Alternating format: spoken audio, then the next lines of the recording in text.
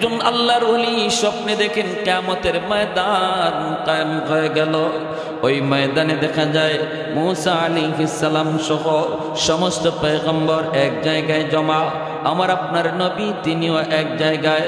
ভাইরা বন্ধুরা, ওই অবস্থায় মূসা আলাইহিস সালাম, মূসা আলাইহিস সালাম তিনি বলতেছেন, গো নবী, আখেরি নবী, আপনি নাকি বলেছেন আপনার উম্মতের উলামায়ে কেরাম, উলামা ও উম্মতি কা আম্বিয়া বনি ইসরাইল, আমার উম্মতের উলামায়ে কেরাম বনি ইসরাইলের নবীদের সমান।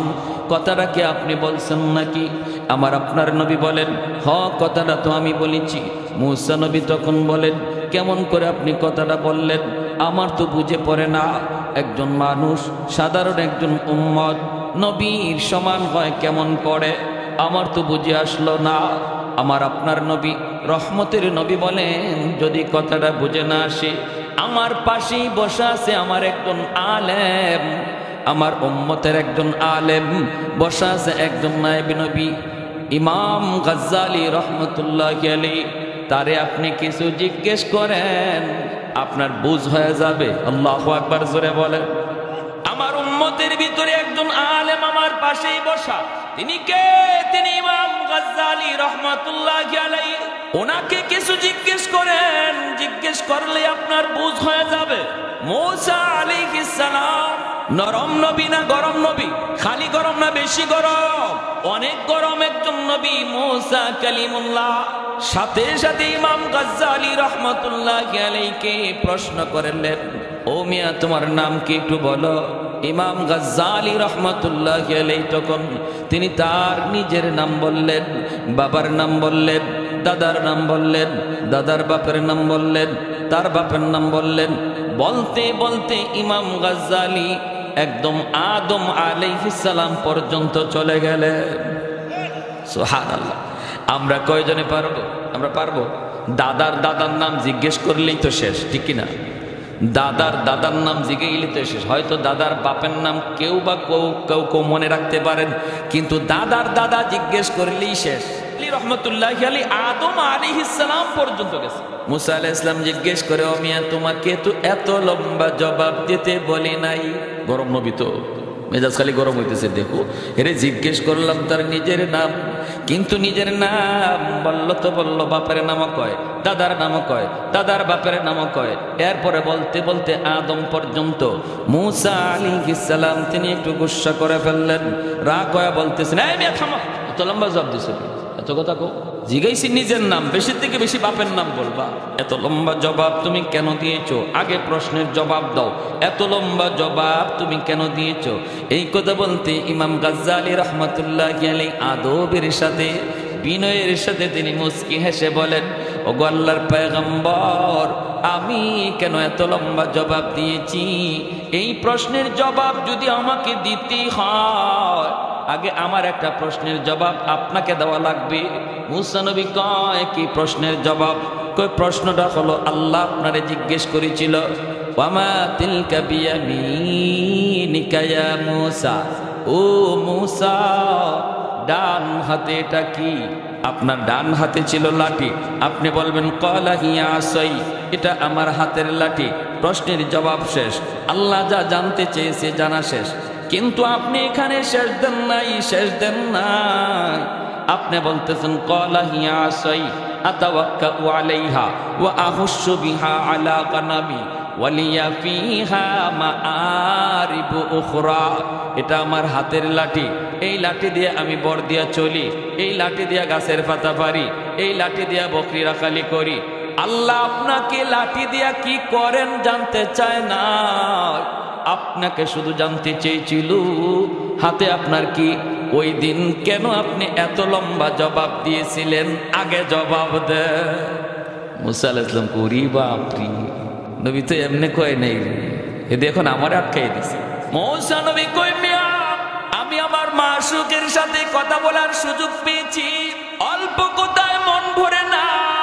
প্রিয়জনের সাথে, মহব্বতের মানুষের সাথে কথা বলতে গেলে অল্প কথায় মন ভরে না। কথা যত লম্বা হয় ততই ভালো লাগে। এজন্যই আমি একটু লম্বা কথা বলেছি, সুযোগ পেয়েছি বিদায় লম্বা বলেছি। এমনি মুসা আলাইহিস সালামের এই কথা শুনে ইমাম গাজ্জালী রাহমাতুল্লাহি আলাইহি কয়, ওগো আল্লাহর পয়গম্বর, তাহলে আমারও একই জবাব। আমিও এত বড় একজন নবীর সাথে কথা বলার সুযোগ পেয়েছি, সারা জীবন শুধু নাম শুনেছি মুসা কালিমুল্লাহ, যিনি জমিনে বৈশা 3000 বার আল্লাহর সাথে কথা বলেছেন। ওই নবীর নাম শুধু শুনেছি, দেখি নাই। আজ দেখাও হয়েছে, কথাও হয়েছে। এই সুযোগটারে আমিও সুবর্ণ সুযোগ মনে করে নিলাম। কথাটা একটু বাড়াইতে আমারও মনের মধ্যে একটু চাহাত জাগলো। এক কথায় জবাব দিলে তো শেষ হয়ে যায়। আমিও আপনার মতো এই চিন্তায় লম্বা করেছি। সুবহানাল্লাহ, জোরে বলেন। লাজিদ্দাওয়ালা নিদ্দাওয়ালা হাদ্দালি মাওলা, লাজিদ্দাওয়ালা নিদ্দাওয়ালা হাদ্দালি মাওলা, আল-আনা কামা কানা ওয়ালাম ইয়ালকা যাওয়ালা, আল-আনা কামা কানা ওয়ালাম ইয়ালকা যাওয়ালা, লা মিসলা ওয়ালা সাওয়ারা মিসলাম ওয়া নাযীরা, মান ক্বালা সিওয়া যালিকা ক্বাদ ক্বালা মুহালা, মান ক্বালা সিওয়া যালিকা ক্বাদ ক্বালা মুহালা, লা ওয়ালদা ওয়ালা ওয়ালিদা লা আম্মা ওয়া খালা, লা শিবহা ওয়ালা মিসলা ওয়ালা কুফুয়া লিমাওলা। একটু জোরে সুরে বলেন আল্লাহু আকবার। আর একটু জোরে বলি আল্লাহু আকবার। এজন্য বলতেছি রে যুবক, সন্তানটার মাদ্রাসায় পড়াও। প্রাথমিক শিক্ষাটা যেন তার কোরআনী শিক্ষা হয়, মুসলমানি তার শিক্ষা হয়। এরপরে যদি তারে তুমি হাফিজে কোরআন বানাইতে চাও তাহলে তো নূরুন আলা নূর। আর যদি বানাইতে না চাও আমি নিষেধ করব না, বাধাও দেব না। যদি বানাইতে নিয়ত করো তাহলে তো নূরুন আলা নূর, নূরুন আলা নূর।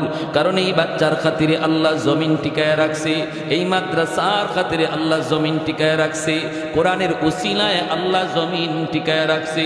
রহমতের ধারা এখনো জমিনে জারি আছে মাদ্রাসার উসিলায়, কোরআনের উসিলায়, ছোট ছোট বাচ্চাগুলির উসিলায়, যারা কোরআন শিক্ষা করার জন্য, কোরআন সিনায় নেওয়ার জন্য আল্লাহ যাদেরকে মাদ্রাসায় নিয়ে আসলেন, ওদের উসিলায় এখনো গাছ থেকে ফুল হয়, ফল হয়, এখনো জমিন থেকে ফসল হয়, এখনো ওই রকম নদী থেকে মাছ মিলে। পূর্ব দিগন্তে সূর্য উঠে, পশ্চিম দিগন্তে সূর্য ডুবে। আমার আপনার যত নিয়ামত, সমস্ত নিয়ামতের ধারা আল্লাহ জমিনে জারি রাখছে মাদ্রাসার খাতিরে, কোরআনের খাতিরে, কোরআনওয়ালাদের খাতিরে। এই কথাটাই মায়ার নবী বলেছেন, তোমরা যদিও কথাটা না বুঝো, আসমান জমিনের আর যত প্রাণী আছে ওরা কিন্তু ভালো করে কথাটা বুঝে। এমনকি গর্তের পিপিলিকা পর্যন্ত এই কথাটা ভালো করে বুঝে। পানির নিচের মাছও এই কথা ভালো করে বুঝে।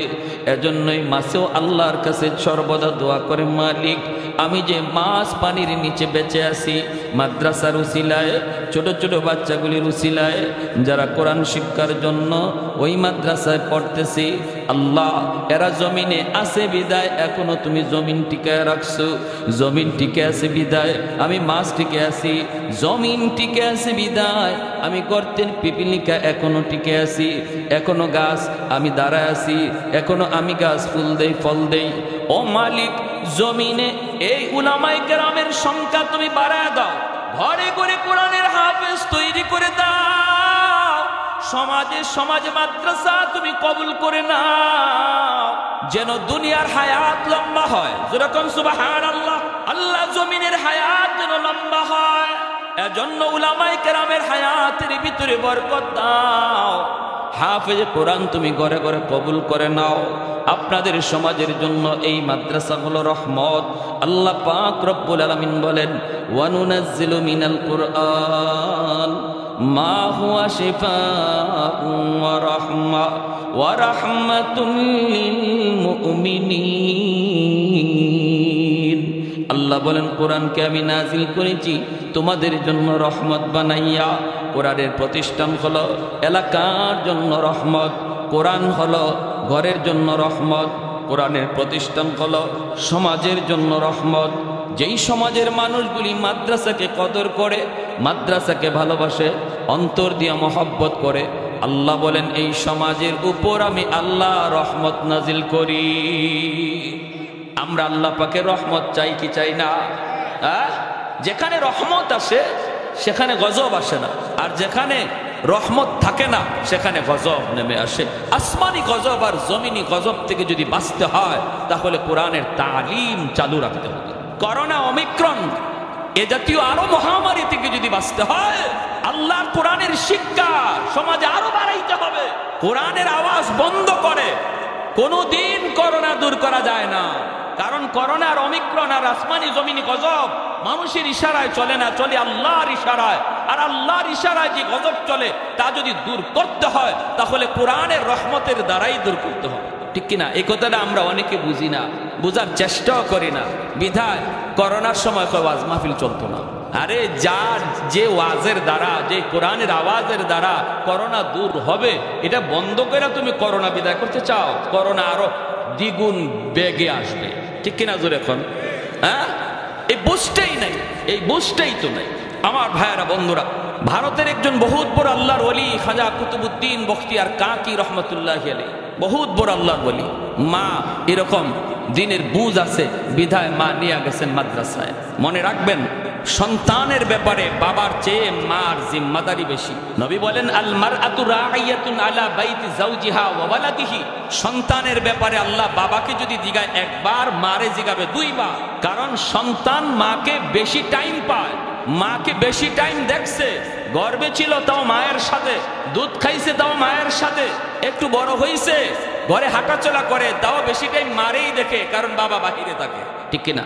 এজন্য আল্লাহর নবী বলেন একজন সন্তান সে আল্লাহ চিনল কিনা, সে মুসলমানি শিখল কিনা, এই প্রশ্নের জবাব বাবা যদি দেয় একবার, মায় দেওয়া লাগবে দুইবার।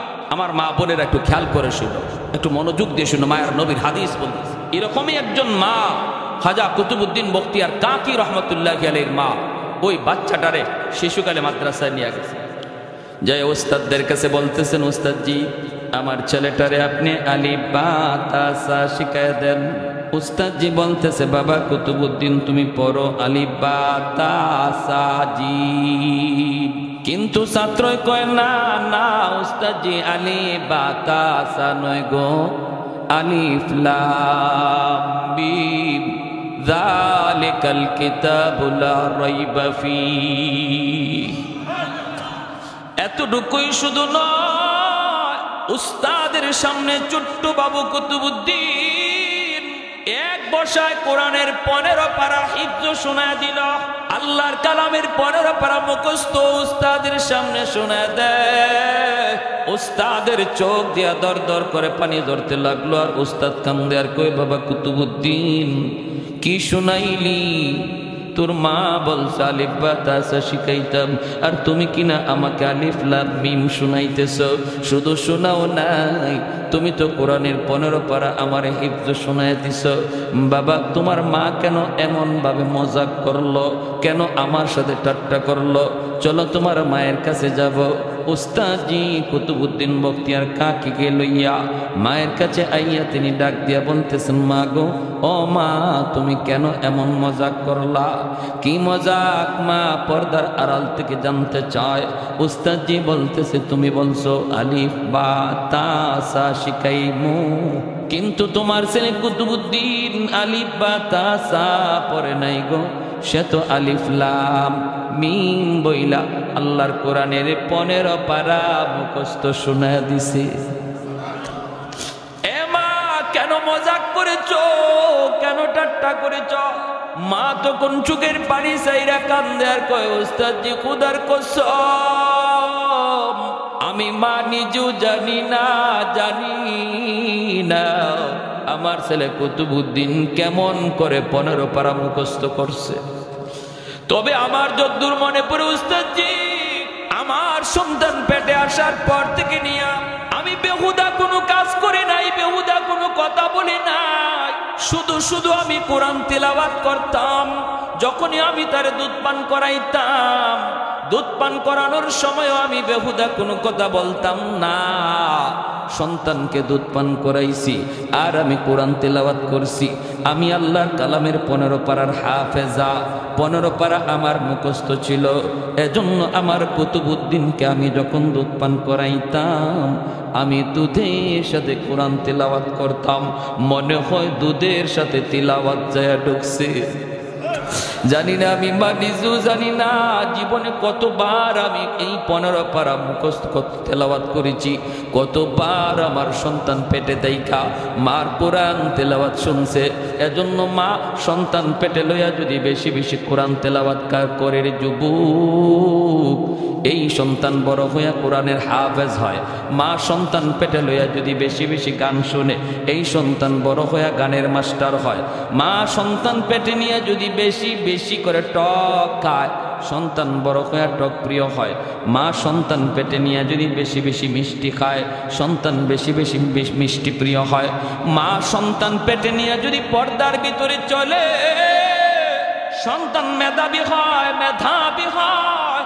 আর সন্তান পেটে নিয়ে মা যদি বেপরদায় চলে, বেপরদায় চলে, এই সন্তান বুকা হয়। 16ই ডিসেম্বর আমি মাহফিলে বের হয়েছি, দেখলাম নারী পুরুষ অবাধে বের হয়েছে রাস্তায়। রাস্তাঘাটে চলা মুশকিল হয়ে গেছে, গাড়ি নিয়ে যাওয়া মুশকিল। এর ভিতরে হঠাৎ করে নজর পড়ে গেল একটা মহিলা, সেও বেপরদায় নেমে এসেছে। কিন্তু তার হালত দেখে আমি বুঝলাম এই মহিলা গর্ভবতী, অল্প দিনের ভিতরে হয়তো বাচ্চা দুনিয়াতে আসবে। দেখতে ভয় লাগে, ভয় লাগে। এমন একজন মা, তুমি যদি সন্তান লইয়া বেপরদায় বের হয়েছ, কোটি টাকা সন্তানের পিছনে তুমি খরচ করতে পারো, তবুও তার ব্রেন খুলবে না, জেহেন খুলবে না, বুকা থাকবে, বুকা, প্রতিবন্ধী হবে। ভাইয়েরা আমার, এজন্যই কুতুবউদ্দিন বখতিয়ার কাকি রহমতুল্লাহ আলাইহির মা বলতেছে, উস্তাদজি, আমার সন্তান কুতুবউদ্দিন দুধ পান করার সময় মায়ের দুধ খাইছে আর কোরআন তেলাওয়াত শুনছে। যেরকম সুবহানাল্লাহ। তাহলে বলুন, মার দুধ খাওয়ার সময় যদি কোরআন তেলাওয়াত দুধের সাথে যায় ঢোকে, দুধ খাওয়ার সময় যদি সন্তান গান শোনে, মা যদি নাটক দেখে আর সিনেমা থেকে, এই গানের আওয়াজও দুধের সাথে ঢুকতে পারেনি না, পারে না। ময়মনসিংহ এলাকায় গেলাম, এক অসুবিধা দিতেছে আপনাদের। চা দিছে আমারে, চা খাইতেছি, দেখি চা ঝাল লাগে। চা কি লাগে? কি ও ভাই, চা কি ঝাল লাগে? আমি কই ইন্না লিল্লাহ, আমরা তো চার সাথে চিনি দেই, এরা মনে হয় চার সাথে মরিচের গুঁড়া দেয়। এই এলাকায় মনে হয় সিস্টেম এইটা, নাইলে চা ঝাল লাগতো কেন? তো আমি বললাম যে ভাই এদিকে আসো। কি সে হুজুর? আমাকে চাটা খাই দেখেন তো। এ খাইছে, কয় হুজুর চা তো ঝাল লাগে। আমি কি ব্যাপার কি, আপনাদের এলাকায় মরিচের গুঁড়া দেয়? না হুজুর, এটা কি করে? আমি তো তাড়াতাড়ি দেখেন তো ঘটনা কি, বলে মনে হয় মরিচের গুঁড়া দিয়ে লাইছে, চিনি মনে করি। এমন গেছে যায় দেখে যে কয় না হুজুর, মরিচের গুঁড়া দেয় নাই, তরকারির পাতিলে চা জাল দিছে। কোন পাতিলে? তরকারির পাতিলে চা জাল দেওয়ার কারণে তরকারির পাতিলের আসর চার উপরে পড়ছে। তাহলে পাত্রের আসর বস্তুর উপরে পড়ে, ঠিক না? মা হলো পাত্র, বাবা হলো পাত্র। এই বাপ মার আসর সন্তানের উপরে পড়বে।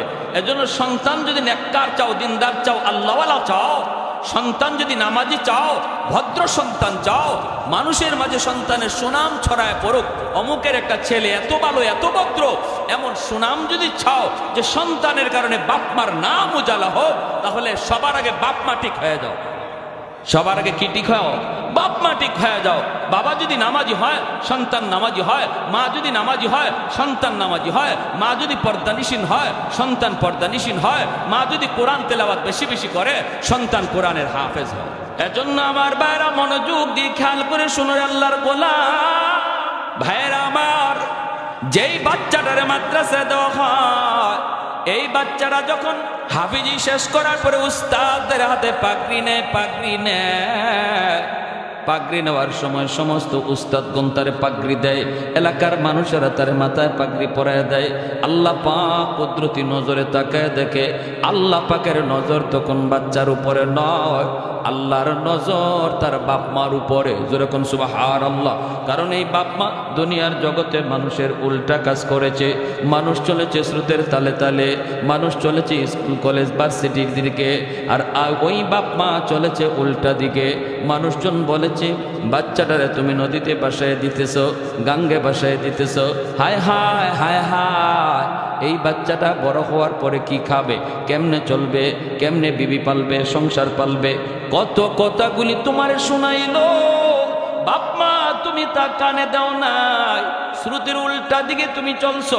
মানুষের কথায় যদি গাঙ্গে ভাসানো হয়, তুমি তাই করেছো। আমি আল্লাহকে খুশি করার জন্য, আমার নবীকে খুশি করার জন্য তুমি এমন করেছো। অতএব বান্দারে, হাসরের ময়দানে আজ দুনিয়াতে সন্তানের মাথায় পাগড়ি পরায় ওস্তাদ, আর হাসরের মাঠে আমি আল্লাহ তোমাদের বাপ মার মাথায় পাগড়ি পরাবো।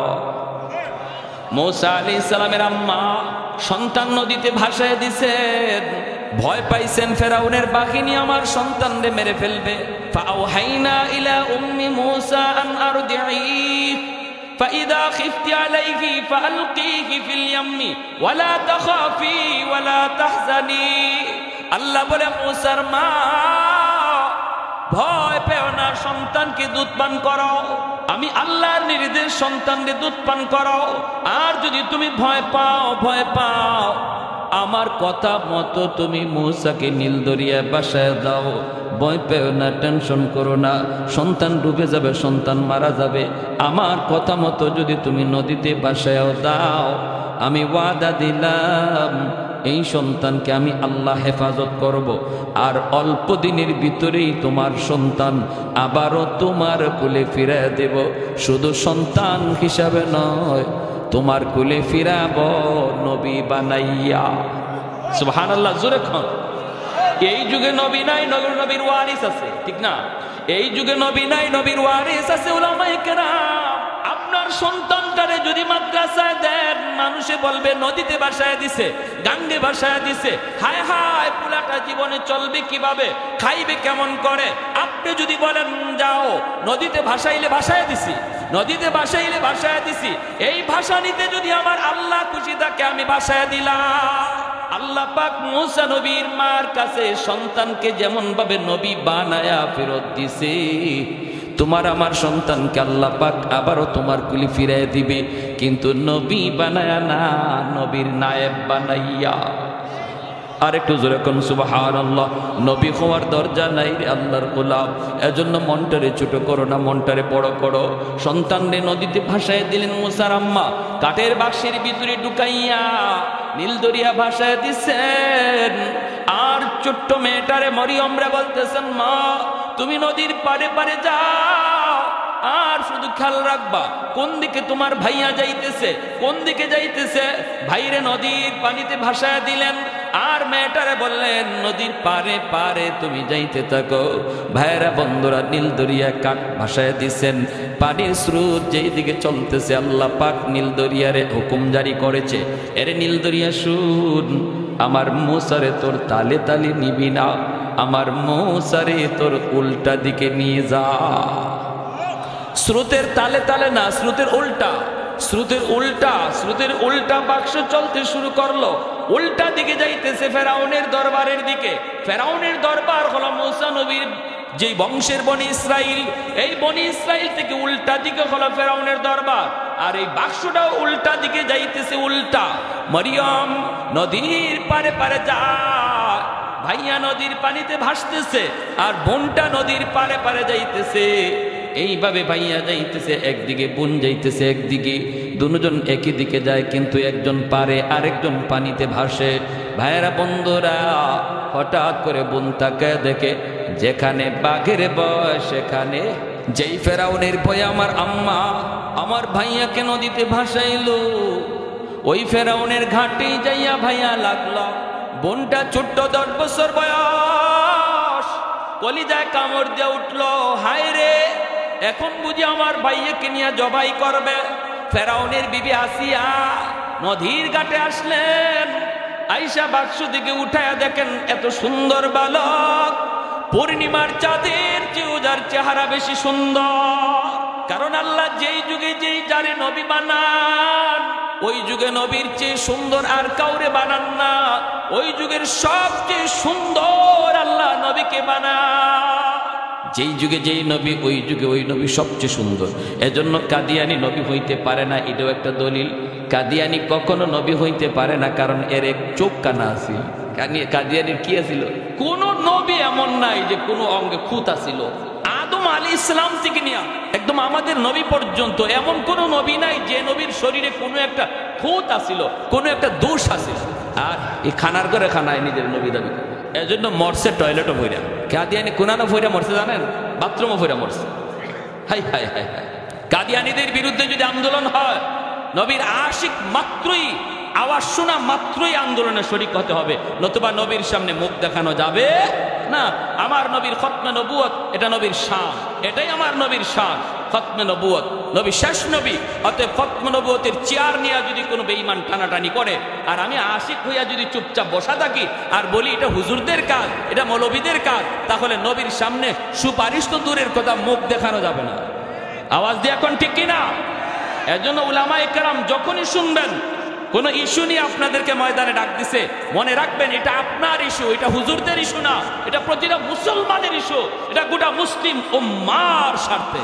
ঈমান বাঁচাও আন্দোলন উলামায়ে কেরাম ডাক দেয়। উলামায়ে কেরাম মেম্বার চেয়ারম্যান হওয়ার জন্য মাদ্রাসা বন্ধ দেয় না। উলামায়ে কেরাম যদি মাদ্রাসা বন্ধ দেয়, গোটা মুসলিম উম্মার ঈমান রক্ষার জন্য দেয়। ঠিক কিনা জোরে খান? মেম্বার চেয়ারম্যান হওয়ার জন্য না। চেয়ারম্যানি মেম্বারে আপনারা করেন, মরা গরু আড্ডি যা চাবে এবার চাবান, কিন্তু আমাদেরকে আমাদের খেদমত করতে দেন। ঠিক কিনা? আঙ্গুল দিবেন না, কোরআন হাদিসের কোনো বিষয়ে আঙ্গুল দিতে আসবেন না। আপনাদের দায়িত্ব আপনাদের মতো চালান, অসুবিধা নেই, আমরা বাধা দিই না। আমরা কাউরে নামাইও না, কাউরে বসাইও না, কিন্তু আমরা আমাদের যে দায়িত্ব নিয়ে আসি, এই দায়িত্বে কেউ হাত দিবেন। প্যারে হাদিরিন, ফেরাউনের স্ত্রী আসিয়া মুসা আলাইহিস ইসলামকে দেখকেই মায়া লেগে গেল। মায়া তো লাগবেই, এত সুন্দর বাচ্চা, আবার ছেলে সন্তান নাই, কোনো সন্তান নাই। কোলে করে নিয়ে ফেরাউনের কাছে যায় বলতেছেন, স্বামী গো, চেহারা দেখো। আমার মন বলে আমি ছেলে হিসেবে পালবো, যদি তুমি অনুমতি দাও। ফেরাউন কয়, আমি তো অনুমতি দিব, কিন্তু পাইছো কই? কই নদীর ঘাটে। নদীর ঘাটে পাইছো তো, পোলার বাচ্চা কোথায়? এটার তো খবর নাই। জ্যোতিষীরা বলেছে বনি ইসরাইলের এক পোলার হাতে আমার রাজত্ব যাবে, ক্ষমতা যাবে। এটা কোন পোলা, বাড়ি কোথায় জানি না, শুনি না। তুমি তো আনছো, তোমার মায়া লাগে, কিন্তু ছোট ছোট বাচ্চা পোলাপান দেখলে আমার ডর লাগে। কারণ চোরের মনে পুলিশ, জোরে কোন চোরের মনে, ওয়ারেন্টের আসামি দেখবেন ঘরের মধ্যে ঘুমায় রয়েছে, গাছের পাতা পড়ছে, পুলিশ মনে করে দৌড় দিছে, পুলিশ আইছে, পুলিশ আইছে। কি হয়েছে? বুট জুতার আওয়াজ পাইছে, দূর বাতাস আইছে। ফেরাউনের মনের ভিতরে ডর। ওই বাচ্চা কোন বাচ্চা, ওই বাচ্চা কোন বাচ্চা, ওই পোলা কোন পোলা, যার হাতে আমার ক্ষমতা যাবে, যার হাতে আমার রাজত্ব যাবে। হায় হায়, এটা কোনটা? 70,000 পোলাপান একদিনে জবাই করলাম। জ্যোতিষীরা কয় এখনো মরে নাই, এখনো জীবিত। হায়, তাহলে এটা কোনটা? কয় বয়স হয়ে গেছে, অল্প বয়স, দুনিয়াতে চলে আসছে, মার দুধ খায়। হায় হায়, কোন পোলা? দুধের বাচ্চা জবাই করলাম। গণকেরা কয় এখনো মরার ভিতরে ফরছে না, জিন্দা। ফেরাউনের ভয়। ফেরাউন বিবি আসিয়াকে ডাক দিয়ে কয়, আসিয়া, তোমার তো মায়া লাগে, তোমার তো মায়া লাগে, কিন্তু আমার তো ভয় লাগে, ভয় লাগি। এটা কোন বাচ্চা, এটা কোন পোলা, যার হাতে আমার রাজত্ব যাবে? যেই বাচ্চাটারে তুমি নিয়ে আসছো, এটার বাড়ি নিয়ে আবার বনি ইসরাইলের পোলা হয়, তাহলে তো আমার ডর লাগারই কথা। আমার ঘুম নাই, খাওয়া নাই, সব কিছু আমার চলে গেছে। আর তোমার বড় দেখলে মায়া লাগে, আমার তো মনে হয় ইডা ওই হিডিয়া। আসিয়া কয়, তোমার মাথা নষ্ট হইছে। ফেরাউন কয়, কেমনে? কয়, এটা বনি ইসরাইলের পোলা হইলে ইবায় আওয়ার কথা না, হিবায় যাওয়ার কথা। ভালো করে বুঝছেন? শ্রুতের উল্টা আসার কথা না। কারণ বনি ইসরাইল হলো আমাদের বাট্টল, ভাটি এলাকা, পানির তালে তালে ওই দিকে যাওয়ার কথা, এইদিকে আসার কথা না। তাদের ব্রেইনে আউলা লাগায় দিছে কে? আরেকটু জোরে বলেন কে? শ্রুতের উল্টা দিকে চালাইলেন কে? এই ক্ষমতা আল্লাহর আছে না নাই? আরো জোরে আছে না নাই? যেই মাত্র আসিয়া কয় তোমার বুদ্ধি শুদ্ধি আসেনি, এমনি বুঝি তুমি খোদা হইছো, এমনি বুঝি তুমি রাজা হইছো। একটু তুমি চিন্তা করে দেখো, একটু তুমি বুঝা দেখো, ভাইবা দেখো। ফেরাউনে কয় আসিয়া তুমি ঠিকই তো কইছো, আসলে এটা বনি ইসরাইলের পোলা হইতে পারে না। আল্লাহ পাক কুদরতি মুস্কি হাইসা কয় আরে বেঈমান, কার সাথে খেলা শুরু করছো টের পাইবি। হ্যাঁ, কার সাথে আঙ্গুল দেবো এবার টের পাইবা। তুমি মুসারে মারতে চাও আর আমি আল্লাহ রাখতে চাই, ঠিক না? তুমি মারতে চাও যারে, আমি রাখতে চাই, এবার দেখা যাবে। কয় তাহলে এখন কি করবো? আসিয়া কয় আমি পালব। ফেরাউন কয় তাহলে পালো, আমার তো ডর লাগে। কয় না না, ডরায়ও না, এই বাচ্চা বনি ইসরাইল হইতেই পারে না। তাফসীরের কিতাবের ভিতরে রাইসুল মুফাসসিরিন আব্দুল্লাহ ইবনে আব্বাস রাদিয়াল্লাহু তাআলা আনহু বলেন, আসিয়া যে বলছেন আমার বড় মায়া লাগে, এজন্য আল্লাহ পাক রব্বুল আলামিন আসিয়াকে আল্লাহ দৌলতে ঈমান দান করেছেন। কারণ একজন নবীর চেহারা দেখে তিনি বলছেন আমার মায়া লাগে, আল্লাহ পাকেরও মায়া লাগছে কথাটা, এজন্য দৌলতে ঈমান তার দান করেছে। আর ফেরাউন বলছিল আমার ডর লাগে, ভয় লাগে, এজন্য ফেরাউনের ঈমান নসিব হয় নাই, বেঈমান হয়ে মরছে। এই যেই জমানায় নবী থাকবেন না, নবীর ওয়ারিস থাকবে উলামায়ে কেরাম। রাইসুল মুফাসসিরিন আব্দুল্লাহ ইবনে আব্বাস রাদিয়াল্লাহু তাআলা আনহু বলেন, এই যুগেও কোনো মানুষ যদি কয় মাদ্রাসার ছাত্র দেখলে আমার ভালো লাগে, মাদ্রাসার ছাত্রগুলিরে দেখলে আমার বড় মায়া লাগে, উলামায়ে কেরামের চেহারার দিকে তাকাইলে আমার বড় মায়া লাগে, এই কথাটা তার মৌতের সময় দৌলতে ঈমান আল্লাহ দিয়া দিবে। আর যদি কেউ কয় মাদ্রাসা ভালো লাগে না, পোলাপান দেখলে আমার ভালো লাগে না, মোল্লা মুন্সি দেখলে ভালো লাগে না, সে যত বড় নামাজি হোক, যত বড় হাজি হোক, যত বড় দিনদার হোক, যত বড় বুজুর্গ হোক, যত বড় পাগড়িওয়ালা হোক, রাইসুল মুফাসসিরিন আব্দুল্লাহ ইবনে আব্বাস রাদিয়াল্লাহু তাআলা আনহু তিনি কে? তিনি আমার নবীর আপন চাচাতো ভাই। এই উম্মতের ভিতরে আল্লাহর কালাম সবচেয়ে তিনি বেশি বুঝছেন, সবচেয়ে বেশি তিনি আল্লাহর কালামকে বেশি চিনছেন, বেশি বুঝছেন। এজন্যই তিনি হলেন মুফাসসিরদের সরে তাজ। তিনি বলেন যে মানুষটাই কইব মোল্লা মুন্সি ভালো লাগে না, মৌতের সময় তার ঈমান সাথে যাবে না। নাউজুবিল্লাহ। আসিয়া কয় আমার বড় মায়া লাগছে, আমি এখন পালব। ফেরাউন কয় ঠিক আছে বুঝলাম, তো বনি ইসরাইলের না, তাহলে এই দুধের বাচ্চারা পালবো কেমন করে? দুধের বাচ্চারে দুধ খাওয়ানো প্রয়োজন। শুধু ওয়া ওয়া করে মুসা নবী কাঁদতেছে, দুধ খাওয়াইতে হবে। দুধের বাচ্চারে টুস বিস্কুট দিলে হইব? দুধের বাচ্চারে মার দুধ দেওয়া লাগবে। ফেরাউনে কয় তাহলে দেখো না, কোনো আমার এই রাজ দরবারের ভিতরে যত মহিলা আছে বাচ্চারে দুধ খাওয়ায়, ওদেরকে ডাকো, দেখো কারো দুধ বাচ্চায় খায় কিনা। ওই মহিলাদেরকে ডাকা হলো। আল্লাহ পাক মূসা নবীর ইশারায় বইলা দিছে, কারণ নবীরা যদিও ছোট, কিন্তু আল্লাহ শিশুকালেই তাদেরকে বড় মানুষের বুঝ দিয়া রাখেন। আল্লাহ ইশারা দিয়া দিছে, মূসা সাবধান সাবধান, কারো বুকের দুধ তুমি খাইও না, কারণ আমি আল্লাহর কুদরতের খেলা মাত্র শুরু হয়েছে। তোমার মারে আমি ওয়াদা দিছি, তোমারে আবার মার কুলে ফিরাইয়া দেব। সুবহানাল্লাহ, জোরে করুন। অতএব সাবধান, তুমি কারো বুকের দুধ খাইও না। যত মহিলা আয় দুধ খাওয়ানোর জন্য, মূসা নবী দুধ খাইব দূরের কথা, কান্নাই থামে না। কারণ নবীগণ ছোট হলেও আল্লাহ তাদেরকে বড় মানুষের বুঝ দিয়া রাখে, ঠিক না? ফেরাউনে নিচে কুলে চুমা দিব, চুমা ফেরাউনে দিব চুমা, কুলে নিয়ে আদর কইরা। মূসা নবী ছোট হইয়া তিনি বুঝে গেছেন, কারণ ছোট হলেও তিনি তো বুঝের মানুষ, তিনি তো নবী, তিনি তো বুঝে গেলেন আরে বেঈমানের বেঈমান, নাফরমানের নাফরমান, তুই তোরে খোদা কও, আবার তুই আমার কালে চুমা দিবে, ইম্পসিবল। খালি চুমাটা দিতে চাইছে, মূসা নবী গাল ফিরাইয়া নিছে। ফেরাউন কই কি রে, আমি তো সুকা খাইলাম, শেখ খাইলাম। এরপরে ওই ফেরাউনের কোলে তাইকে ফেরাউনের গালের মধ্যে কষায়া মারছেন চর। ফেরাউন চর খাইয়া দিশা বিশা হারাইলেছে, ডাক দিছে আসিয়া, দৌড়ে আসছে। বিবি কি হয়েছে? কি হয়েছে কইও না। ওই সময় কইসলাম আমার ডর লাগে। কি হয়েছে কও না। চুমা দিতে নিছি, চুমা তো লয় না, এটা তো শেষ কথা নাই। এরপরে যে আমার গালে একটা বসাইছে, এখনো আমার গালে খবর হইতেছে। আসিয়া কই কি কও তুমি? বলে হ, এর চরের ঢকে কয় ও আমারে বুজ্জা চর মারছে। আসিয়া কয় তোমার মাথা নষ্ট হয়েছে, ছোট মানুষ বুঝে না সোজা না, ছোট বাচ্চারা এমনিতেই হাত নাড়ানাড়ি করে, হয়তো হাত নাড়ানাড়ি করছে তোমার গালে লাগছে, তুমি কও চর। ফেরাউনে কয় আসিয়া চরটা আমি খাইছি আমি বুঝি, তুমি যদি খাইতা টের পাইতা। আমি খাইছি আমি বুঝি, 100% আমার বুঝা চর দিছে। আসিয়া কয় না বুঝা, ফেরাউনে কয় বুঝা। আসিয়া কয় না বুঝা, ফেরাউনে কয় বুঝা। এখন লাগছে না বুঝা আর বুঝার মধ্যে ঝগড়া। এখন কি হইব কি হইব? আসিয়া কয় তাহলে একটা পরীক্ষা করা হয়ে যাক। কিসের পরীক্ষা? কয় বুঝা না না বুঝা, এটার পরীক্ষা হইব। কেমনে? কয় আগুন দাও এক জায়গায়, আগুনের আংরা রাখো এক জায়গায়, আরেক জায়গায় রাখো স্বর্ণের টুকরা। আগুনের আংরা আর স্বর্ণের টুকরা দেখতে প্রায় একরকম, সেম সেম। এরপরে বাচ্চারা সারো এখান থেকে, দেখি আঙ্গুর গালা দিয়ে কোন দিকে যায়। ফেরাউনে কয় যদি আগুনের মধ্যে হাত দেয় তাহলে বুঝবো, বুঝে না, আমার চটটাও না বুঝে দিছে। আর যদি স্বর্ণে হাত দেয় তাহলে বুঝ আছে পুরাপুরি, চটটাও আমারে বুঝেই মারছে। পরীক্ষা হবে। আসিয়া বলতেছে তাহলে এটাই ভালো, পরীক্ষা হয়ে যাক। স্বর্ণের আংরা, স্বর্ণ রাখছে এক জায়গায় আর আগুনের আংরা রাখছে এক জায়গায়, রাখিয়া মুসা নবীরে ছাড়ছে। নবী তো বুঝে গেছে কোনটা আগুন কোনটা স্বর্ণ। উনি স্বর্ণের দিকেই যাইতেছি। ফেরাউনি পেছন থেকে কয় আসিয়া, ওই যায়। আসিয়া তো ডরাইতেছে, আল্লাহ স্বর্ণের দিকেই রূপ নিছে, এখন তো স্বর্ণকে হাত দিব, সাথে সাথে দু টুকরা করে ফেলে।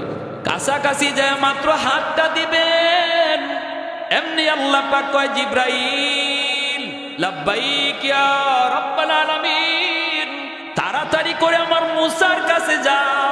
কারণ নবী তো সব বুঝে, এটা যে স্বর্ণ, এটা যে আগুন, আগুনের মধ্যে হাত দিয়া দাও, স্বর্ণে যেন মুসা হাত না দেয়। যদি হাত স্বর্ণে দিয়া দেয় পেঁচ লেগে যাবে, আমার কুদরতের খেলা এখানেই শেষ হয়ে যাবে। না রে জিব্রাইল, তুমি অদৃশ্য থেকে আমার মুসার হাতটা আগুনে দিয়ে দিও। মুসা নবী হাত বাড়াইছেন ঠিক স্বর্ণের দিকে, আর জিব্রাইলে আমিন হাতটা দিয়ে দিছেন আগুনে। আল্লাহু আকবার, জোরে খান। আর দিছেন না খালি, উনি যে বুঝে না এটা বুঝাইবার লাগিয়ে আল্লাহ পাক আরো কদ্দুর করাইছে।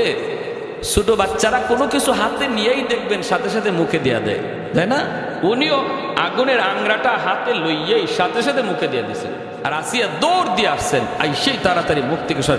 বলছিলাম না, বলছিলাম না, পোলাটা বুঝে না, বুঝে না, এখন কামাইছে নি, এখন মুখ পুড়ছে নি। মুসা আলাইহিস সালামের এই জিহ্বার আগাটা একটু জ্বলে গেছিল, এজন্য কথাটা কিছু অস্পষ্ট হইতো। শেষ জমানা নবুয়ত পাওয়ার পর যখন আল্লাহ পাক রব্বুল আলামিন ফেরাউনের কাছে যাইতে কইছে আবার, তখন উনি বলছিল আল্লাহ আমার ভাই হারুনের সাথে দাও, হুয়া আফসাহু মিন্নি, আমার ভাই হারুন কথাটা স্পষ্ট, আমার কিছু কথা বাজে। কেন? ওই শিশুকালে এই আগুনের আংরা মুখে দেওয়ার কারণে সাথে সাথে উনি খুলে নিয়ে নিছেন আসিয়া। ফেরাউনে কয় ঠিকই তো বুঝেই না। আল্লাহ কয় কি দেখছো তুই, আরো সামনে দেখবে, তুই এটা কি দেখছো তারও সামনে দেখবে তো, তিলিসমা দিকার। এখন কারো দুধ উনি খায় না, খায় না, খায় না। ফেরাউনে কয় তাহলে বাচ্চাদের কেমনে বাঁচাই, কেমনে বাঁচাই? আল্লাহ পাক কুদরতি হাসি হাসে। আল্লাহ কয় এতদিন যারা মারতে চাইছিলি এখন দি বাঁচানির লাগি পাগল, ঠিক না? কারো বুকের দুধ খায় না। মুসা নবীর বোন মরিয়ম 10 বছরের মেয়েটা তখন আড়াল থেকে দেখতেছে, যখন দেখতেছে না না আমার ভাইয়ার তো ওরা মারে না, জবাই করে না, এখন তো নিজের সন্তান বানায় পালতে চায়। হায় হায়, ভাইয়া তো কারো বুকের দুধ খায় না, এখন কি করব? ভাইয়া তো হাওমাও করে কাঁদতেছে। এমনি মুসা নবীর বোন মরিয়ম আয়েশা বলতেছে জাহাপনা, আমি একজন মহিলার খবর জানি, মনে হয় ওই মহিলার বুকের দুধ বাচ্চায় খাবে। ফেরাউন কয় এই মায়া এদিকে আয়, তুই কেমনে বুঝলি? তাহলে তুই বাচ্চার মা কেডা তুই চিনস নাকি, তুই জানোস নাকি? চোরের মনে এতই চিন্তাই খালি, এটার মা কোথায় রে, এটার বাড়ি কোথায়? বনি ইসরাইলের যদি হয় তে তো কাম হইছে, এতই ডর। তুই কি মা চিনস নাকি? কেমনে বুঝলি ওই মহিলার বুকের দুধ খাবে? এমনি মুসা নবীর বোন আল্লাহ পাক মাতার মধ্যে এই পরিমাণ জ্ঞান দিয়েছেন। বোনটা তখন ডাক দেয়া কয় জাহাপনা, মা হিসাবে বলি নাই, তাহলে কেমনে বলছো? কই ওই মহিলার বুকের দুধ মিষ্টি, যে কোনো বাচ্চা তার দুধ খায়। এই বুদ্ধিটা তখন এই ছোট্ট মেয়েটার মাথায় দিয়া দিছে কে? আর একটু জোরে বলেন কে? নাইলে তো ধরা খাইয়া গেছিল, ঠিক না? ধরা খাইয়া গেছিল। কয় না, ওই মহিলার বুকের দুধ বড় মিষ্টি, যে কোনো বাচ্চা তার বুকের দুধ খায়। এই কথা বলতেই ফেরাউন কয় তাহলে যাও তুমি মহিলাটারে নিয়ে আসো, দেখি ওই মহিলার বুকের দুধ খায় কিনা। মুসা নবীর বোন মরিয়ম বাড়ির দিকে দৌড়ে আইসা মাকে বলতেছে, মা মা ও মা, আমার ভাইয়ার খবর নিয়ে এসেছি। মা পাগল হয়ে ঘর থেকে বের হয়েছে, মারি বল না আমার মুসার কি হয়েছে, কোথায় গেছে? বোনটা তখন কই, মা যেখানে বাঘের ভয় সেখানে রাত হয় গো মা, যার ভয়ে আমার ভাইয়াকে তুমি নীল দরিয়ায় ভাসায় দিচ্ছ, ওই ফেরাউনের ঘাটি দেয়া ভাইয়ার বাক্স লাগছে। কয় কেমনে? কয় স্রোতের উল্টা গেছে, উল্টা। এরপরে আসিয়া উঠায় নিছে, এরপরে এই ঘটছে এই ঘটছে। ভাইয়া কারো বুকের দুধ খায় না, ওরা তো নিজের সন্তান বানায় পালতে চায়, কিন্তু ভাইয়া তো কারো বুকের দুধ খায় না। এখন লাগছে প্যাস, আমি তো তোমার কথা বইলা দিছি। মা কয় তাহলে কেমনে বুঝ দিলি? আমার জিজ্ঞাসে, তুই তাহলে কেমনে জানলি এটা মা নাকি? আমি তো বলছি না, ওই মহিলার বুকের দুধ মিষ্টি, যে কোনো বাচ্চা তার দুধ খায়, এই বইলা বুঝ দিয়ে দিছি। মা তোমারে নিতে বলছে, যাইবা নাকি? মুসা নবীর আম্মা রওনা দিছে। আল্লাহ পাক মুসা নবীর আম্মারে ডাক দেয়া কয়, মুসার মা তুমি যাইতেছো যাও, কিন্তু খবরদার ফেরাউনের কোনো প্রস্তাবে তুমি রাজি হইও না। একজন মার সাথে আল্লাহর কথা চলছে, অন্তরে ইলহাম দেওয়া হচ্ছে একজন মার সাথে। কেমন মা? মাগো তুমিও মা, তুমিও মা। তুমি যদি একজন নবীর নায়েবে নবীর মা হও, তোমারও দাম, তোমারও ইজ্জত আল্লাহর কাছে এমন। নবীর মাদের মতো হাসরের মাঠে আল্লাহ পাক একজন নবীর মারেও খুঁজবে না, কিন্তু একজন নায়েবে নবীর মা আর বাবারে আল্লাহ হাসরের মাঠে খুঁজবে। মান করা আল কুরআন, হাদিস থেকে বলতেছি, মান করা আল কুরআন ওয়া আমিলা বিমা ফীহি উলবিসা ওয়ালিদাহু তাজান ইয়াউমাল কিয়ামা। নবীর বাপ মার মাথায় আল্লাহ পাগড়ি পরাবে বা মুকুট পরাবে, এমন হাদিস নবী বলেন নাই, কিন্তু নবী বলেছেন একজন আলেমের হাফেজ কোরআনের বাপ মার মাথায় আল্লাহ নিজের হাতে মুকুট পরায় দিবে। দাউহু আহসানু মিন দাউইশ শামস, যার পাওয়ারটা সূর্যের পাওয়ারের চেয়েও বেশি হবে। সুবহানাল্লাহ। আল্লাহ পাক বলতেছে, মুসার মা যাইতেছো যাও, কিন্তু ফেরাউনের কোনো প্রস্তাবে রাজি হইও না। তো উনি গেছেন, যাইতেছেন, কাছাকাছি গেছেন। ফেরাউনে কয়, দেখো তোমার দুধ খায় কিনা, তোমার বাড়ি কোথায়? বনি ইসরাইল। ফেরাউনের একটু ভয় লাগছে না? লাগছে না, কারণ যেই বাচ্চার হাতে রাজত্ব যাইব, ওই বাড়ির বাচ্চার বাড়ি কোথায়? বনি ইসরাইল হবে। জ্যোতিষীরা কইছে, এই মহিলার জায়গায় তোমার বাড়ি কোথায়? কয় বনি ইসরাইল। ফেরাউনে আবার মনে মনে কয়, তো বনি ইসরাইল হইছে তো কি হয়েছে? এটা তো মা না, দেখি না, এটা তো মা না, তো হইছে তো কি হয়েছে? দেখো না তোমার মুখের দুধ খায় কি না, তুমি একটু দেখো। মুসা নবীর যেই মাত্র মা কোলে নিছেন, সাথে সাথে কান্না থেমে গেছে। কারণ শিশু বাচ্চারা মায়ের কুল হাজারো কুলের ভিতরে ভালো করে চিনে, হাজারো কুলের ভিতরে মায়ের কুল বাচ্চা ভালো করে বুঝতে পারে, টের পায়। এজন্য কান্না থেমে গেছে, কান্নাটা থেমে গেছে। ফেরাউনের সন্দেহ বেজে গেছে, ঘটনা কি রে, কান্না থেমে গেল কেন? মায়ের কুলেই তো গেলে পরে বাচ্চাদের কান্না থামে, তাহলে এতক্ষণ পর্যন্ত হাউমাউ করে কাঁদলো, এই মহিলার কুলে যাওয়া মাত্রই কান্না থেমে গেল, তাহলে এটা মা নাকি? সন্দেহ কিছু জাগছে, ঠিক না? সন্দেহ কিছু জাগছে। এমনি আল্লাহ পাক রব্বুল আলামিন মুসা নবীরে কয়, মুসা কান্না থামাইছো? ফেরাউনে কলজায় সন্দেহ লাগাইছে, কান্না থামাইছো কেন? কান্নাটা থামাইছো কেন? ঠিক আছে সন্দেহ লাগাইছো, এখন সন্দেহ দূর করা লাগবে। মা যখন দুধ খাওয়াইতে চাইবে, ফার্স্ট চান্সে তুমি দুধ খাইবা না। যদি এখন ফার্স্ট চান্সে দুধ খাও, তাহলে ফেরাউনের সন্দেহ বেড়ে যাবে, ঠিক না? মুসা নবীর আম্মা যেই মাত্র কোলে নিছেন, দুধ খাওয়ানোর জন্য যখন তিনি চেষ্টা করতেছেন, মুসা নবী মুখ ফিরায় নেয়।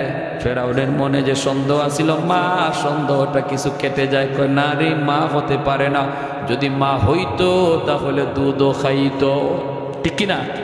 আল্লাহ সন্দেহ দূর করে দিতেছে। আল্লাহু আকবার, জোরে বলি আল্লাহু আকবার। একটু জিকির করি, লা ইলাহা ইল্লাল্লাহ, জোরে।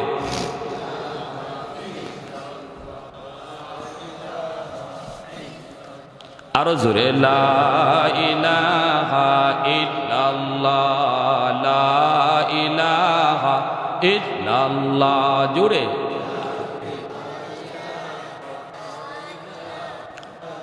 লা ইলাহা ইল্লাল্লাহ মুহাম্মাদুর রাসূলুল্লাহ। একটু জোরে সুরে বলি সাল্লাল্লাহু আলাইহি ওয়াসাল্লাম। আমার ভাইরা, তাহলে একজন মার কাহিনী শুনাইতেছে, ঠিক না? আমাদেরও মা আসেনি না নাই? ছোট ছোট বাচ্চাগুলির মা আসেনি না নাই? মাও আছে, বাবাও আছে, ঠিক না ভাইরা? মায়েরা, যারা মায়েরা আছেন, একটু দিলটা নরম করে কথাগুলি শুনুন, নরম করে কথাগুলি শুনুন। মায়েদের জন্য অনেক সবক, কতটা দাম আল্লাহ মুসা নবীর আম্মারে দিছেন। আল্লাহ নিজে মুসা নবীর আম্মার সাথে কথা বলতেছেন, জোরে কর না সুবহানাল্লাহ।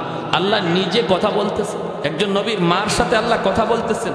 একজন নবীর নায়েব, একজন হাফেজে কোরআনের মা যদি তুমি হও, একজন মুফতি মুহাদ্দিসের মা হও, তোমারও এরকম আল্লাহর কাছে এত দাম, দাম বেড়ে যাবে, দাম বেড়ে যাবে। হাজি সাহেব কষ্ট করে আপনাদের সহযোগিতা লইয়া, আপনাদের পরামর্শ লইয়া, মনে অনেক আশা নিয়া এই মাদ্রাসাটা দিচ্ছেন, মনের ভিতরে অনেক আশা, ঠিক না ভাই? হ্যাঁ, কওমি মাদ্রাসা মানে কওম দ্বারা পরিচালিত, সরকারি মাদ্রাসা মানে সরকার দ্বারা পরিচালিত। এটা সরকারি মাদ্রাসা না, এটা কওমি মাদ্রাসা, অতএব এটা এলাকার মানুষের দ্বারাই পরিচালিত। যদি কওম সহযোগিতা না করে কওমি মাদ্রাসা টিকে না। কোনো এলাকায় যদি কোনো একটা কওমি মাদ্রাসা এলাকার সহযোগিতা না করার কারণে মাদ্রাসার কোনো ক্ষতি হয়, মাদ্রাসার ক্ষতি হয়, মুহূর্তের ভিতরে ওই এলাকায় আল্লাহর পক্ষ থেকে গজব নামবে, রহমত চলে যাবে, রহমত চলে যাবে। কারণ মাদ্রাসা টিকে আছে বিধায় আল্লাহ এখনো আমার আপনার সুস্থ রাখছে, এখনো আমার আপনার আল্লাহ রহমত দিয়ে ভরপুর করে রাখছে। প্যারে হাজিরিন, এজন্য নবী বলেন, কুন আলিমান আও মুতাআল্লিমান আও মুহিব্বান আও মুঈনান ফালা তাকুন খামিসা। হয় তুমি আলেম হও, নতুবা মাদ্রাসায় পড়ো, নতুবা তুমি আলেমদেরকে মহব্বত করো, আর নতুবা মাদ্রাসাকে সহযোগিতা করো। ফালা তাকুন খামিসা, নবী কয় 5 নম্বর দলে কেউ যাইও না, 5 নম্বর দলে কেউ যাইও না। মানে মাদ্রাসার সাথে বিদ্বেষ রেখো না, মাদ্রাসার প্রতি কোনো দুশ্মনী রেখো না, মাদ্রাসার ক্ষতি করার চিন্তা নিও না। দুনিয়া আখিরাত তার বরবাদ হয়ে যাবে।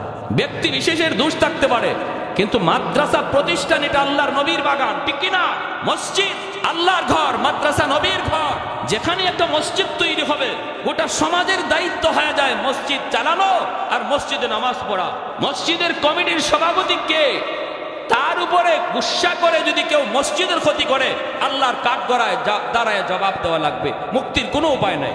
কারণ মসজিদ সভাপতির নয়, ঠিক কিনা? এখন ঠিক তেমনি কোন এক ব্যক্তির মাধ্যমে মাদ্রাসা তৈরি হয়, তার মানে এই নয় মাদ্রাসা তার উপরে গুসা করে যদি প্রতিষ্ঠানের কেউ ক্ষতি হয়ে যায়, আমার কোনো আচরণে, আমার কোনো কথায় আল্লাহর কাছে মুক্তি পাওয়ার কোনো উপায় নাই। প্রতিষ্ঠান হয়ে যাওয়া মাত্রই গোটা সমাজের দায়িত্ব হয়ে যায় প্রতিষ্ঠান চালানো, ঠিক কিনা? জোরে কোন সমাজের, গোটা সমাজের দায়িত্ব হয়ে যায় প্রতিষ্ঠান চালানো। ওই কিছুদিন আগেও কিতাবের মধ্যে পড়ছি, ঘটনাটা বলতেছি, আমি শেষ দিয়ে দেবো। আরো ইন্টারেস্টিং ঘটনা শেষের দিকে, উদ্দেশ্য আমার সামনে। পাকিস্তানে এক দাওয়াতে তাবলীগের জামাত গেছে, যে দেখে জঙ্গলের মধ্যে একটা মসজিদ, মসজিদে কোনো মানুষজন বলতে কেউ নাই, কেউ নাই। এই মসজিদের ভিতরে তারা ঢুকছে, ময়লা আবর্জনা করে রয়েছে। দাওয়াতে তাবলীগের মানুষরা এই ময়লা আবর্জনা পরিষ্কার করে তারা এই মসজিদে থাকার সিদ্ধান্ত নিছে, এই মসজিদে থাকার সিদ্ধান্ত নিছে। এলাকার মানুষজন দৌড়ে আসছে, এসে কয়, হুজুর আপনারা এখানে থাকবেন? বলে হ, আমরা এই মসজিদে থাকবো। কয় আল্লাহর দোহাই মসজিদে থাকেন না। রাত যখন 2টা বাজে তখন এমন এক কান্নার আওয়াজ আমরা শুনি, আর এই ভয়ে এই এলাকা থেকে মানুষজন বাড়িঘর দূরে সরাই এসেছে।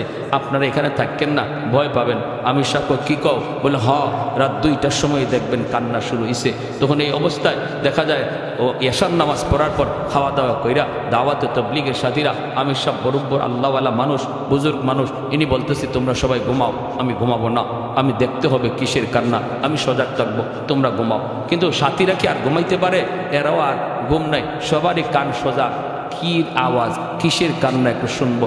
যখন ঠিকই 2টা বেজে গেছে তখনই শুনে একদম মানুষ মরলে যেভাবে কান্নার আওয়াজ হয়, এভাবে আস্তে আস্তে ফুফায়া ফুফায়া কান্নাটা শুরু হয়েছে। যখন কান্নাটা শুরু হয়েছে তখনই এরা সাথে সাথে ঘুম থেকে উঠে গেছে। উঠিয়া আমির সাহেবের পাশে জড়ো হয়ে গেছে। দেখে কান্নার আওয়াজ শুধু বাড়তেছে, কান্নার আওয়াজ বাড়তেছে।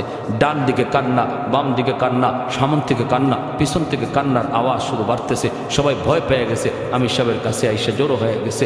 তখন ওই অবস্থায় কাঁদতেছে কাঁদতেছে আমির সাহেব, তিনিও বলতেছে চলো আমরাও হাত উঠাইয়া আমরাও কান্না শুরু করি। আমির সাহেব হাত উঠাইয়া তিনি সাথীদেরকে নিয়ে আল্লাহর কাছে কান্না শুরু করছে।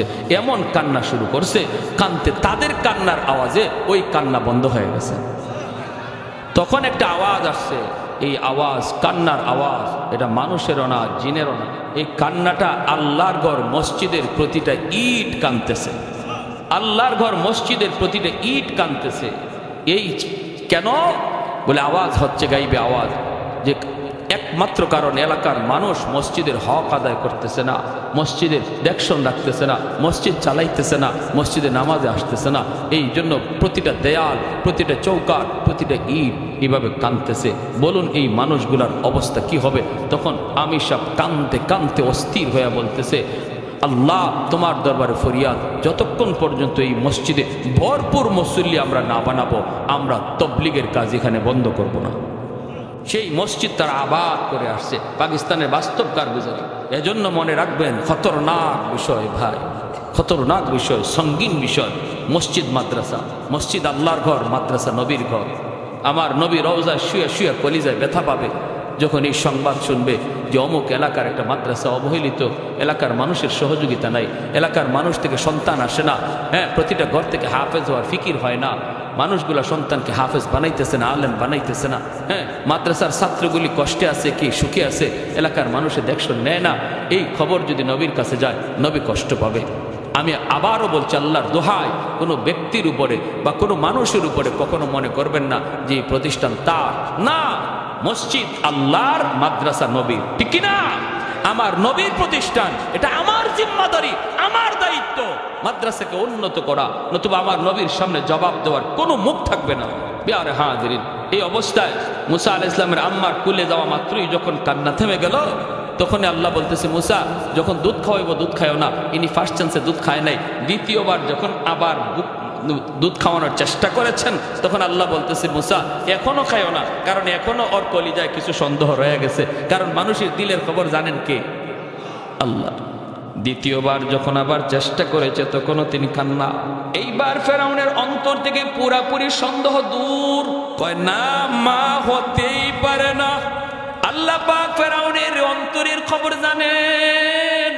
সাথে সাথে আল্লাহ পাক কয়, মুসা এইবার তুমি ভালো করে খাও। তৃতীয়বার যখন মা আবার চেষ্টা করেছেন, তখন তিনি মার বুকের দুধ তিনি খাওয়া শুরু করলেন।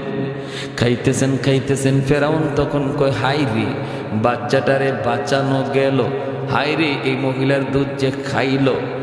আল্লাহ পাক কয়, এখন তুমি ইচ্ছা মতো খাইতে পারো, কারণ ফেরাউনের কলিজায় বিন্দু পরিমাণ কোনো সন্দেহ। ফেরাউন কয়, মা তুমি রাজদরবারে চলে আসো, দরবারের ভিতরে তুমি থাকবা, সন্তানটারে তুমি দুধ খাওয়াইবা, মাসের মাস তোমাকে আমি বেতন দিব, তোমার তেল পানি সাবান সব কিছু তোমার জন্য ফ্রি, রাজদরবারে থাকবা আর বাচ্চাদের তুমি খাওয়াইবা। আল্লাহ পাক কয়, মুসার মা সাবধান, তুমি এই প্রস্তাবে রাজি হইও না, এটা বড় ভয়ঙ্কর প্রস্তাব। তুমি যদি রাজদরবারে থাকো, যে কোনো মুহূর্তে মা সন্তানের সম্পর্ক প্রকাশ পেয়ে যেতে পারে, তুমি এই প্রস্তাবে রাজি হইবা না। মুসা নবীর আম্মা কয়, না, আমি আপনার রাজ দরবারে আসতে পারবো না, আমার বাড়ি আছে, ঘর আছে, সংসার আছে, আমি থাকবো না, চলে যাব। ফেরাউন কয়, তাহলে এই বাচ্চাটারে বাঁচাবো কেমন করে? তোমার বুকের দুধ ছাড়া তো কারো বুকের দুধ খায় না। সকাল সন্ধ্যা তুমি আসবা, আইসা বাচ্চাটারে দুধ খাওয়ায় যাইবা, আমি তোমাকে মাসের মাস বেতন দিব। মুসা নবীর আম্মায় কই, টাইম নাই, টাইম নাই, টাইম নাই, সকাল সন্ধ্যা আপনার বাচ্চারে দুধ খাওয়ানোর আমার টাইম নাই। ফেরাউন কয়, তাহলে এবার তুমি বলো বাচ্চারে আমি বাঁচাবো কেমন করে? মুসা নবীর আম্মায় কয়, তোমার বাঁচানোই লাগবে। কহ বাঁচানোই লাগবে? কয় বাঁচানোই লাগবে। কহ বাঁচাইতেই হবে, দুধ খাওয়াবো কেমনে, বাচ্চারে বাঁচাবো কেমনে? তোমার বুকের দুধ ছাড়া তো কারো বুকের দুধ খায় না।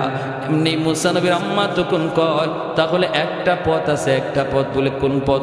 বাচ্চাটারে আমার সাথে আমার বাড়িতে দিয়া দাও। বুঝছেন? বুঝছেন? বাচ্চাটারে আমার সাথে আমার বাড়িতে দিয়া দাও, আমি নিয়ে যাই, দুধ খাওয়ানোর বয়স পর্যন্ত আমি দুধ খাওয়াবো, এরপরে তুমি লইয়া আইও। মাসের মাস আমাকে বেতন দেওয়া লাগবে, বেতন। ফেরাউন কয়, ঠিক আছে, তোমার মাসের মাস বেতন দিব, অ্যাকাউন্ট নাম্বার দিয়া যাও। অ্যাকাউন্ট নাম্বার দিয়া যায়, বেতন ধার্য হয়। আর মা সন্তানকে নিয়ে বাড়ির দিকে রওনা দেয়। মা সন্তানরে দুধ খাওয়ায়, ফেরাউন বলদে বেতন দেয়। ঠিক কিনা জোরে কোন? মা তার সন্তানরে দুধ খাওয়ায় আর বলদে। কেমন বলদ বানাইছে আল্লাহ, কার সাথে লাগছে? আল্লাহ পাক রব্বুল আলামিন মুসা নবীর আম্মারে ডাক দিয়া কয়, মুসার মা বাচ্চা নিয়ে যাইতেছো, মনে আছে নি আমার ওয়াদার খবর? জোরে কোন না সুবহানাল্লাহ। ফাআওহাইনা ইলা উম্মি মুসা আন আরদিঈ ফাইদা খিফতি আলাইহি ফাআলকিহি ফিল ইয়াম্মি ওয়ালা তাখাফি ওয়ালা তাহজানি ইন্না রাদুহু ইলাইকি ওয়াজাইলুহু মিনাল মুরসালিন।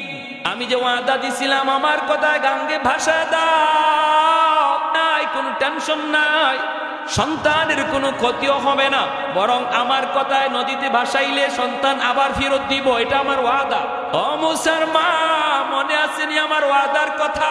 ফিরত শুধু দিছি তা না, বেতন সহ দিছি। আমি আপনিও যদি আল্লাহ পাককে খুশি করার জন্য সন্তান মাদ্রাসায় দিলে নদীতে ভাসানো হয়, গাঙ্গে ভাসানো হয়, মানুষের কথায় আমি আপনি নদীতে ভাসাইতে রাজি আল্লাহকে খুশি করার জন্য। মুসা নবীর আল্লাহ পাক মার কুলি ফিরায় দিছেন, আমারে আপনারও আল্লাহ পাক রব্বুল আলামিন আমার সন্তানদেরও আপনার সন্তানদেরও আপনার কুলি ফিরায় দিবে। মুসা নবীর নবী বানাইয়া আর আমার আপনার সন্তানদের নবীর নায়েব বানাইয়া। সুবহানাল্লাহ, জোরে খান। তাহলে মন ছোট করার কোনো দরকার আছে? মনটারে বড় করার। আল্লাহর গোলাম, দুনিয়া কয়দিনের? অল্প দিনের। কত সন্তান বাবার কবরের পাশ দিয়া গান গেয়ে গেয়ে চলে যায়, আফসোস। কত সন্তান মার কবরের পাশ দিয়া গান গেয়ে গেয়ে চলে যায়, শুধু দিন না শিখানোর কারণে, বাপ মাতার জিম্মাদারি আদায় না করার কারণে। আর যদি আমি আপনি আমার জিম্মাদারি আদায় করি, সন্তানকে যদি দিন শিখাই, মুসলমানি শিখাই, এই সন্তান বাবার কবরের পাশে যাইয়া সূরা ইয়াসিন পড়বে, সূরা ফাতিহা পড়বে, ইখলাস পড়বে, চোখের পানি ঝরবে, সাথে সাথে আল্লাহ কবরের আযাব আল্লাহ মাফ করে দিবে। ভাইরে, জন্য বলতেছিলাম, ভাইরা থানভী আলাইহির রহমা লিখছেন, ছোট্ট বাচ্চাটা মাত্র মাদ্রাসায় ভর্তি হয়েছে, বাবা মারা গেছে, বাবা ওসিয়ত করে গেছিল বিবিরে, বিবি গো, যদি আমার ছেলে সন্তান হয়, আমার ছেলেটারে তুমি হাফেজে কোরআন বানাইও। এর ভিতরে বাবা চলে গেছে। ছেলে যখন আল্লাহর কালাম পড়া শুরু করছে, ইয়াদ হয়ে গেছে বাবার কথা। যেদিন কোরআন সবক নেই, আজ যদি আমার আব্বা দুনিয়া থাকতো, আমার উস্তাদদেরকে মিষ্টি খাওয়াইতো, ছাত্রদেরকে জিলাপি খাওয়াইতো। আজ আমি কোরআন সবক নিতেছি, আমার আব্বা যদি দুনিয়া থাকতো, আজকে কত কিছু খাওয়াইতো। এই ছেলে সবকটা লইয়া বাবার কবরের পাশে যায় দাঁড়াইছে, চোখের পানি ঝরায় যখন কাঁদতে শুরু করছে। ভাইরা বন্ধুরা, আল্লাহ পাক রব্বুল আলামিন গজবের ফেরেশতাদেরকে কয়, এ আযাবের ফেরেশতারা, কবরের আযাব তোমরা বন্ধ করো, কারণ আমার বান্দার ছোট্ট বাচ্চারা কবরের পাশে দাঁড়ায় কাঁদতেছে। আমি আল্লাহকে রহমান কয়ে ডাক দিছি, আমাকে রহিম কয়ে ডাক দিছি, অতি দয়ালু কয়ে আমারে যেই বাচ্চায় ডাক দেয়, আমি তার বাবারে মারতে পারি না। আমি আল্লাহরে যে দয়ার সাগর কয়ে ডাক দে, আমি তার মারে কবরে আযাব দিতে পারি না। এজন্য রে ভাই, বাপ মা একদিন আমরা সবাই চলে যাব, সন্তান রেখে যাব। যদি সন্তানটারে হাফেজ বানাইতে পারি, আলেম বানাইতে পারি, দুনিয়াতে সন্তান জন্ম দেওয়া সার্থক হয়ে গেল, সন্তান রেখে যাওয়া সার্থক হয়ে গেল। ভাই, সন্তানের দ্বারা দুনিয়া কামাই করার নিয়ত অন্তর থেকে বাদ দিয়ে দেন। মনে করেন, একটা নিয়ত করেন, সন্তান যেন আমার সদকায়ে জারিয়া হয়। পারবো না ইনশাল্লাহ? এই মাদ্রাসা ধরে রাখা শুধু একজনের দায়িত্ব না, সবার দায়িত্ব। আমরা কারা কারা মাদ্রাসার সহযোগিতা করতে রাজি? হাত উঠে আল্লাহরে দেখায়। আল্লাহ, তুমি প্রতিটা হাতকে কবুল করো। জোরে বলি আমিন। আর একটু জোরে বলেন আমিন। একখান হাদিস বলবো, গুরুত্বপূর্ণ একখান হাদিস, কেউ উঠবেন না।